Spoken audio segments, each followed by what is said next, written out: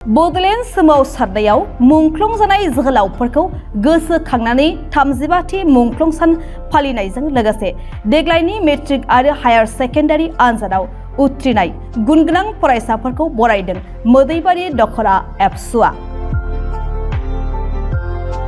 सिगां बोसोरफोराव फालिबोनाय बायदिनो देग्लायबो बड'लेण्ड सोमावसारनायाव मुंख्लं जालांनाय मोदैबारि ओनसोलनि सा 5 मुंख्लंफोरखौ मान होनानै मोदैबारि दख'रा दुलाराय बर' फरायसा आफादनि बानजायनायाव बन्दुराम कछारी गुदि फरायसालिनि लांगोनायाव थांनाय 16 आगस्ट खालि 35थि मुंख्लं सानजों लोब्बा लाखिनानै देग्लायनि मेट्रिक आरो एचएस आनजादाव सेथि थाखोआव उथ्रिसारनो हानाय सा 50 फरायसा फरायसुलिफोरखौ बरायदों। बे हाबाफारिखौ बेखेवना होदोंमोन उदालगुरि जिल्ला एबसुनि लोगो गाहाय नेहाथारि बिकास बड'सा आरो गाहाय आलासि महरै बाहागो लाफैयो उदालगुरि जिल्ला एबसुनि लोगो आफादगिरि धरणी बर'आ। लोगोसे बे हाबाफारियाव बाहागो लाफैयो मिरु एबसुनि लोगो सोलोंथाइ नेहाथारिजों लोगोसे ओनसोलनि मेलेमजिबि रायजो राजा बिथांमोनखौबो बाहागो लानायखौ नुनो मोननाय जायो। दिनै उदालगुरि जिल्लानि सिङाव थानाय दरं आरो उदालगुरि खोला साइड सिमना ओनसोलाव थानाय बे मोदैबारि दख'रा दुलाराय बर' फरायसा आफादा बोसोरफ्रोमबो बे हालामनिफ्राय बड'लेण्ड सोमावसारनायाव बड'फा उपेन्द्रनाथ ब्रह्मनि दैदेननाय जि बड'लेण्ड सोमावसारनाय बे सोमावसारनायाव बाहागो लानानै सा 5 आगोमा बर' फिसाफोरा मुंख्लं जादोंमोन आरो बे सा 5 आगोमा बर' फिसाफोरखौ हारिनि ओनसोलनि थुलुंगा महरै मान होनानै आरो बिथांमोननि सोरगोआरि जिउमानि गोजोननि थाखाय बोसोरफ्रोमबो बे मुंख्लं सानखौ मोदैबारि दख'रा दुलाराय बर' फरायसा आफादा फालिबोबाय थादों आरो बेबायदिनो देग्लाय बिथांमोना 35थि बे मुंख्लं सानखौ फालिदों आरो बे गोथार मुंख्लं सान फालिथाय हाबाफारिजोंनो लोब्बा लाखिनानै मोदैबारि दख'रा दुलाराय बर' फरायसा आफादा 2023 आरो 24 मायथाइयाव दख'रानि सिंनिफ्राय गुबुन गुबुन फरायसालिनिफ्राय मेट्रिक आरो हाई सेकेन्डारि आनजादावहाय मोजां पास पार्सेन्टेज लानानै उथ्रिसार जानाय गुन गोनां फरायसा बिथांमोनजों लोगोसे बिमा बिफा दिथागिरि बिथांमोनखौ दिनै बे बरायनाय हाबाफारिखौ बिथांमोना मावफुंदों। दा बे हाबाफारियाव बाहागो लानानै सोब गोजोननाय मोन्दों आरो आसा खालामदों दुलाराय बर' फरायसा आफादा बड'फा उपेन्द्रनाथ ब्रह्मनि जि नोजोर आरो थांखि बेखौ सिगाङाव दोननानै आथिखालाव जाबायदि गुन गोनां सोलोंथाइनि जांख्रिखांनाय आरो बड'फा उपेन्द्रनाथ ब्रह्मनि जे मिशन आरो भिजन बेखौ सिगाङाव दोननानै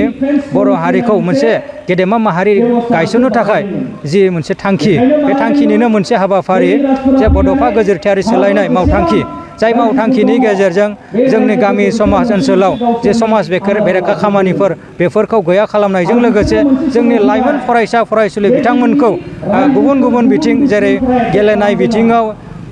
थुनलाइ बिथिङाव हारिमु बिथिङाव बायदि बायदि बिथिङाव जाहाथे थुलुंगा होनो हायो गाज्रि खामानिनिफ्राय जों गोजानाव लाखिनो हायो। दा बेनि थाखायनो बे बड'फा गोजोरथियारि सोलायनाय मावथांखि सोलिगासिनो दङ आरो गुबुन फारसेथिं जोंनि जे गोलाव समनि जे सोमावसारनाय बे सोमावसारनाया दिनै राजखान्थि भाबै दिनै सरकार लेभेलाव दंफैयो। जोंनि बिटिआर सुक्तिनि दफाफोरखौ मावफुंनायनि जि खामानि बेखौ जोङो मावगासिनो दङ आरो बे मोनथाम जि गाहाय जोंनि एजेन्डा बे एजेन्डाखौ लानानै दिनै दुलाराय बर' फरायसा आफादा जिल्ला आफाद दख'रा आफाद इउनिट आफादफोरखौ बोसोन होनाय बायदि जोङो सानफ्रोमबो खामानि मावगासिनो दङ। गामि गामि हाबदों फरायसालिफोराव हाबदों फरायसा फोरोंगिरि दिथागिरि बिथांमोनखौ लोगो हमदों बोरै हायो जोङो जोंनि माहारिबादखौ सिगाङाव दोननानै जोंनि आथिखालनि बादायारि मुगाजों जोङो दावगानो नागिरदों आरो बे बादायारि मुगायाव जों जुदि सासे रोंखा राखा बर' सुबुं सम्पद जानांगौ जायोब्ला बिनि गुबै हाथियार बा आहिलायानो जाबाय सोलोंथाइ आरो बे सोलोंथाइखौ जोङो ओरैनो सरासनस्रा सोलोंथाइ लानो नागिराखै जोंनि बर' बिजोंजों जोंनि बर' रावजोंनो जोंनि बर' बिजोंजोंनो जोंनि बे गुन गोनां सोलोंथाइखौ लानो नागिरदों। दा बेखायनो जोङो बे बिथिंखौ नोजोर होनानै खामानि मावगासिनो दङ। आसा खालामदों जोङो बे खामानि मावनायफोरनि फिथाइ हिसाबै जोङो रिजाल्टफोरखौ फिथाइफोरखौ जोङो जथेस्थ' मोजांखौनो मोन्दों। मेट्रिक आरो हाई सेकेन्डारियाव जोंनि जि पास पार्सेन्टेज उथ्रिसारनि हार बेबो जथेस्थ' बांदों आरो फैबाय थानाय समावबो जोङो जोङो बेखौ आरो बांसिनै बांहोनो थाखाय जोङो बांसिनै मोजां खालामनो थाखाय जों एबसु हिसाबै जोङो खामानि मावदों आरो बेनिनो मोनसे दिनै मोजां हाबाफारि मोदैबारि दख'रा दुलाराय बर' फरायसा आफादा बे बरायनाय हाबाफारिनि गेजेरजों 50 फरायसाफोरखौ बरायदों आरो बे 50 फरायसाफोरखौ जोङो दिनैनि मेल गेजेरजों जोङो दुलाराय बर' फरायसा आफादा जोङो बिबान होनो नागिरदों जाहाथे जोङो ओनसोलाव बे 50 फरायसानि गेजेरजों जोंनि माहारि बादा जोंनि जायखिजाया गाव जेरावखि थायाथों मानो बे फरायसाफोरा फरायनाय समावनो जा फरायनायनि फोजोबनायनि उनाव गाव केरियारखौ मोजां दानायजों लोगोसे जाहाथे जाफुंसार साफा सुबुंजों जानो हायो सुबुं धोन जानो हायो बेखौ जों आसा खालामदों बिथांमोनखौ खालामदों मानो होनबा जोंनि लाइमोनफोरानो जोंनि न'खरनि समाजनि हारिनि भबिष्यत जाहाथे बे लाइमोनफोरखौ जोङो दिनै न'खराव जोंनि गारजेनफोरा जेसेबां जोथोन लानायजों लोगोसे आरो दुलाराय बर' फरायसा